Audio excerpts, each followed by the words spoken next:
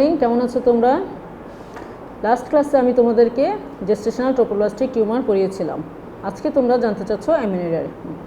তো এটা একটা খুব ক্রিটিক্যাল টপিক, কিন্তু এটা তোমাদের জানতে হবে রিটেনের জন্য। বেসিক্যালি রিটেনে আসে, এছাড়া কখনো কখনো কেস থাকলেও আসতে পারে।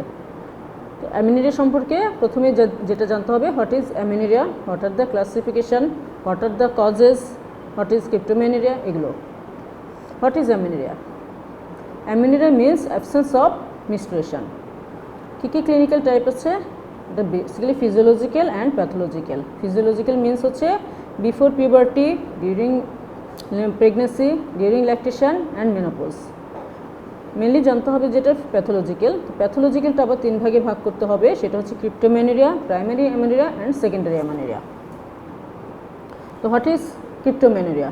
ক্রিপ্টো মিনস হিডেন, মানে লুকায়িত আছে, অ্যান্ড অ্যামিনিরিয়া। তাহলে ক্রিপ্টোমেনিরিয়া মানে হচ্ছে this is the periodic shedding of endometrium and bleeding but the menstrual blood fails to comes through genital tract due to obstruction in the passage. বুঝতে পেরেছো? তার মানে প্রতি মাসে menstrual ব্লিডিং হচ্ছে, বাট কোথাও জেনিটাল ট্রাক্টে অবস্ট্রাকশনের জন্য এটা বের হতে পারছে না। এটাকেই বলা হয় ক্রিপ্টোমেনিরিয়া। তো কী কী কারণে হতে পারে? কজেস হচ্ছে, এটা কিছু কনজেনিটাল কজ আছে, কিছু অ্যাকোয়ার্ড কজ। কনজেনিটাল যেমন হতে পারে imperforate hymen, transverse vaginal septum. Acquired cause stenosis of the cervix following amputation, deep cauterization or conization, and secondary atresia due to obstructed labor. কীভাবে প্রেজেন্ট করতে পারে? ক্লিনিক্যাল ফিচার কী কী নিয়ে আসবে এই পেশেন্টগুলো?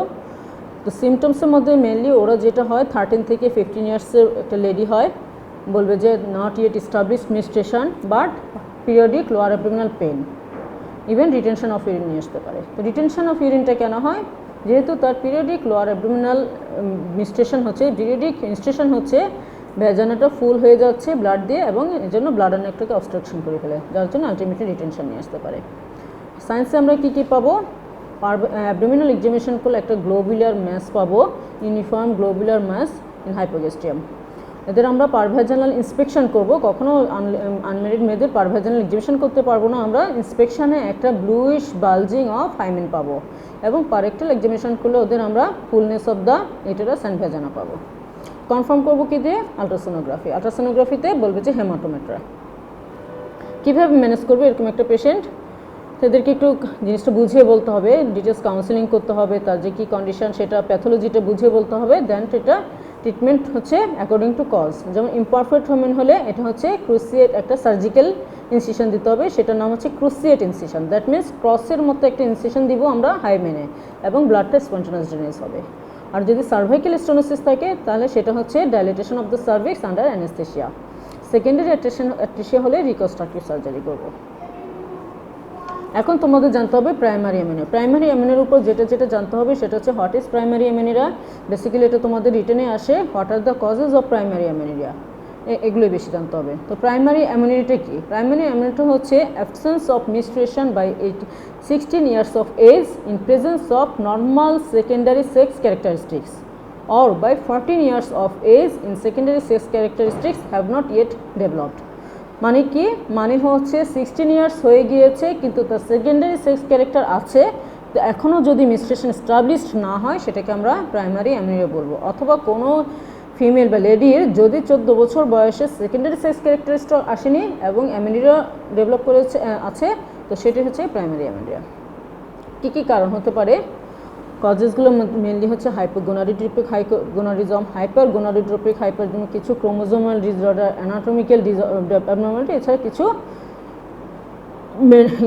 Systemic disorder. যেমন হাইপোগোনাডোট্রপিক হাইপোগোনাডিজমের মধ্যে আছে ডিলেড পিউবার্টি, কারো ডিলেড পিউবার্টি এমনিতে হতে পারে। এছাড়া কারো অ্যানোরেক্সিয়া নার্ভোসা বলে একটা ডিজিজ, স্ট্রেসেও কিন্তু হতে পারে এটা। অ্যানোরেক্সিয়া নার্ভোসাতে পেশেন্ট অনেক দিন খাচ্ছে না, না খেতে খেতে তার হাইপোথ্যালামিক অ্যাবনর্মালিটি শো হয়, সেটার জন্য হতে পারে। স্ট্রেসও এটা হতে পারে। এছাড়া কলম্যান সিনড্রোমে হতে পারে। হাইপারগোনাডোট্রপিক হাইপোগোনাডিজমে মেনলি হচ্ছে প্রাইমারি ওভারিয়ান ফেলিউর হতে পারে। এছাড়া রেজিস্ট্যান্ট ওভারিয়ান সিনড্রোম। অ্যাবনর্মাল ক্রোমোজোমের প্যাটার্নটা এটা খুব কমন, এটা আমরা কিছু কিছু পেশেন্ট পাই, যেমন টার্নার সিনড্রোম, টার্নার মোজাইক, এগুলো নিয়ে আসে। এখানে মেনলি হচ্ছে তোমার ক্রোমোজোমের ডিফেক্টের জন্য এটা হতে পারে এই ডিফেক্টটার জন্য তাদের অ্যামিউনিটি ডেভেলপ করে। এছাড়া ডেভেলপমেন্টাল ডিফেক্ট এটাও কমন, এখানে মুলারিয়ান অ্যাজেনেসিস হয়। দ্যাট মিনস মুলারিয়ান টিউব থেকে, মিলারিয়ান ডাক্ট থেকে যে অর্গানগুলো ডেভেলপ হয় মেনলি ফিমেল জেনিটাল ট্র্যাক্ট, সেগুলো যদি ডেভেলপমেন্টাল ডিফেক্ট থাকে অথবা সেগুলো যদি ডেভেলপই না হয় তাহলে তো তার প্রাইমারি অ্যামিউনিটি হবে, সেটাই। এছাড়া থাইরয়েড কিছু ডিসঅর্ডার হতে পারে, যেমন অ্যাড্রোজেনিটাল সিনড্রোম, ক্রিটিনিজম, এগুলোতে হতে পারে। মেটাবলিক ডিজিজ যেমন বলেছিলাম আমরা, জুভেনাইল ডিজিজ, এছাড়া ম্যালনিউট্রিশন, ওয়েট লস, টিউবারকুলোসিস, এগুলোতে হতে পারে। কীভাবে ডায়াগনোসিস করবে এরকম একটা পেশেন্ট? তো ডায়াগনোসিসে অবশ্যই আমাদেরকে হিস্ট্রি নিতে হবে, এক্সামিনেশন করতে হবে, কিছু ইনভেস্টিগেশন করতে হবে। হিস্ট্রিতে কী বলবে? Absence of menstruation, that means এখনও মেনস্ট্রুয়েশন এস্টাবলিশড হয়নি, yet not established menstruation.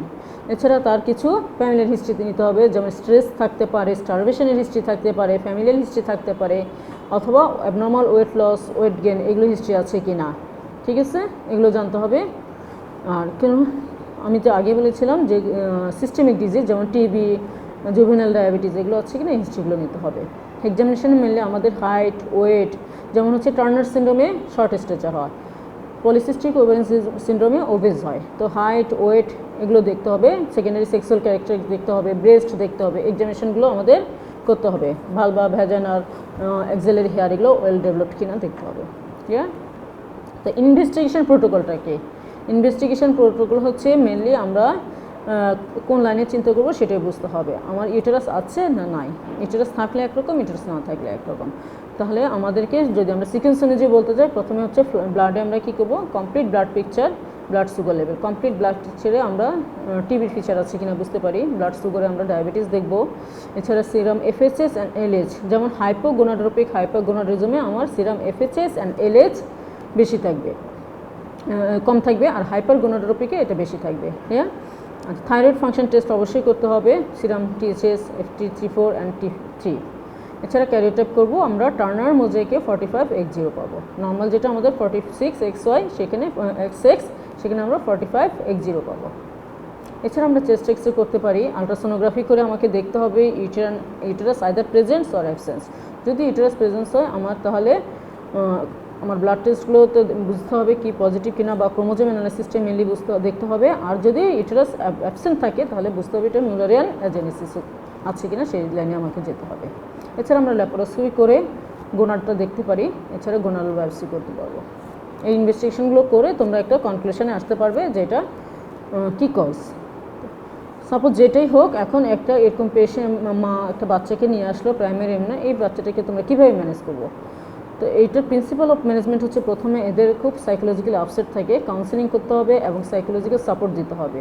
General কিছু ট্রিটমেন্ট করতে হবে, যাদের হচ্ছে হরমোনাল ট্রিটমেন্ট করতে হবে, হরমোন কজের জন্য হয়, যদি নিউট্রিশনাল ডেফিসিয়েন্সির জন্য হতে পারে, সাপোজ অ্যানোরেক্সিয়া নার্ভাসা, সেগুলো কারেকশন করতে হবে। আর যদি আমার মুলারিয়ান কোনো অ্যাবনর্মালিটি থাকতে হবে তাহলে সার্জিক্যাল ম্যানেজমেন্ট করতে হবে। তো ট্রিটমেন্ট অফ কস্টটাই হচ্ছে মেনলি। তো ঠিক আছে, আজ এটুকুই থাকুক, নেক্সট টাইম ইনশাআল্লাহ দেখা হবে। ভালো থেকো ততদিন।